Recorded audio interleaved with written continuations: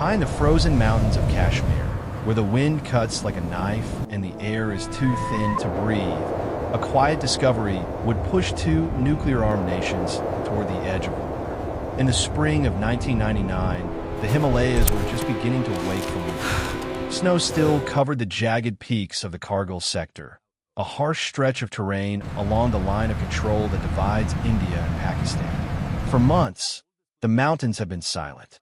Indian troops had moved down to lower bases during the coldest part of the year, as they had done many times before. But something unusual was happening far above. Unknown groups of armed men had begun occupying empty high-altitude positions overlooking Indian supply routes.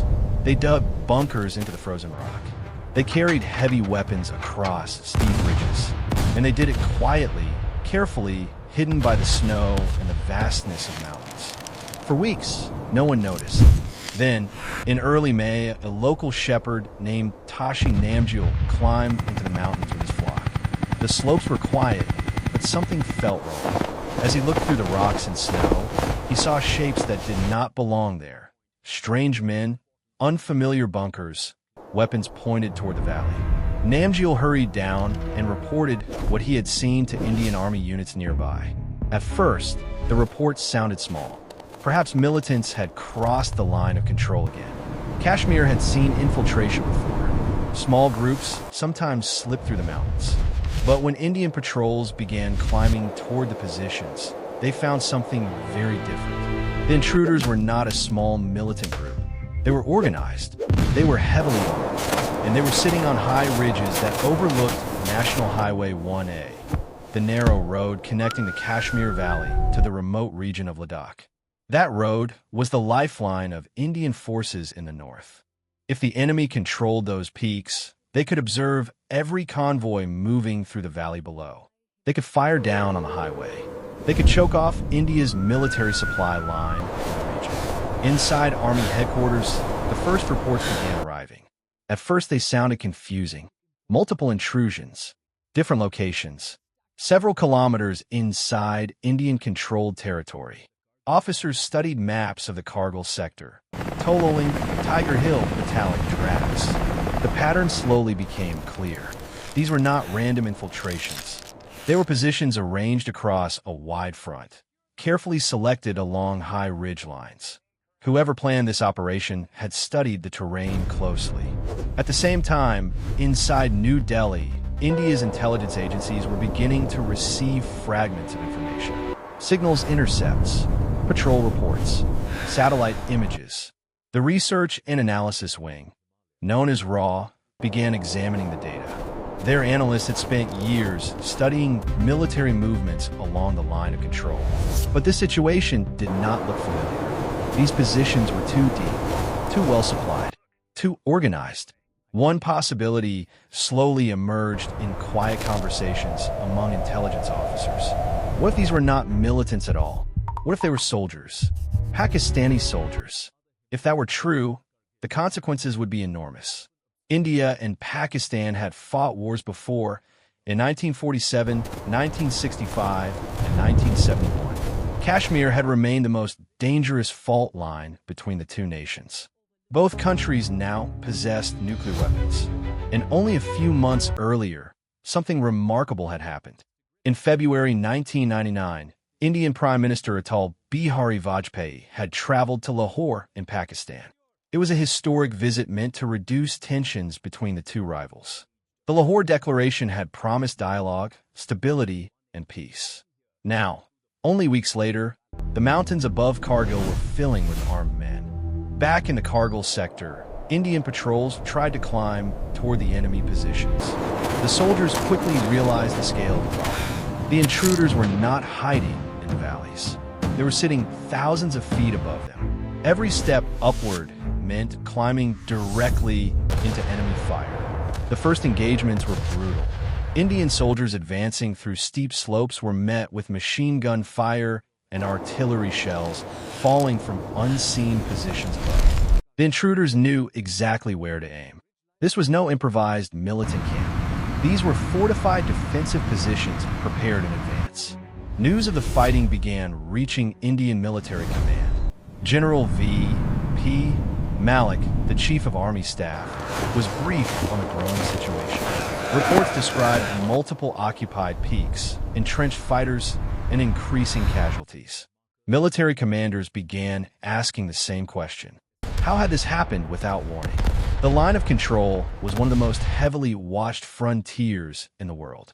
Both sides monitored it constantly with patrols, observation posts, and intelligence networks. Yet somehow, dozens, perhaps hundreds, of armed men had crossed the mountains, built bunkers, and taken positions deep inside Indian territory. Inside raw headquarters, analysts worked day and night trying to piece together the puzzle. They studied radio intercepts. They examined patterns of movement across the border. Some signals suggested something troubling. Pakistani military communications, not militant chatter, army communications. If those signals were accurate, then the infiltration was not the work of irregular fighters. It might have been planned by elements of the Pakistani military itself. But confirmation was difficult. The terrain was vast. Satellite imagery was limited. Patrols could not easily reach the highest positions. Every piece of information had to be checked, cross-checked, and debated. Meanwhile, on the ground, the fighting was intensifying. Indian units attempted to retake the first ridge positions near the town of Dras. The terrain offered almost no cover. The slopes were steep and exposed. Temperatures dropped far below freezing at night. Soldiers climbed in darkness, carrying heavy gear and weapons through thin mountain air. Above them, enemy fighters waited inside stone bunkers. The first assaults were costly. Many Indian soldiers were hit before they even reached the ridgeline. The realization spread quickly through army headquarters. This was no minor incursion. This was a major military operation unfolding in one of the most dangerous regions on Earth. In New Delhi, senior officials gathered for emergency meetings. Prime Minister Vajpayee was briefed on the situation. The National Security Advisor, the Defense Minister, military chiefs. The information coming from the mountains was still incomplete. But one fact was becoming impossible to ignore. The infiltration had been carefully planned. Large quantities of ammunition had been moved into the positions. Mortars, heavy machine guns, and artillery observation teams were operating from the ridges. Whoever held those peaks intended to stay. And if the highway below could be cut off, India's military presence in the entire region could be weakened. Inside intelligence rooms, analysts compared maps and timelines. When had the infiltration begun? Some believe the first movements may have started during the winter months, when Indian forward posts were temporarily vacated because of extreme weather. If that was true, then the intruders had quietly occupied those empty positions before Indian patrols returned in the spring. The mountains themselves had hidden the operation. Snowstorms, steep ridges, and deep valleys had masked every movement.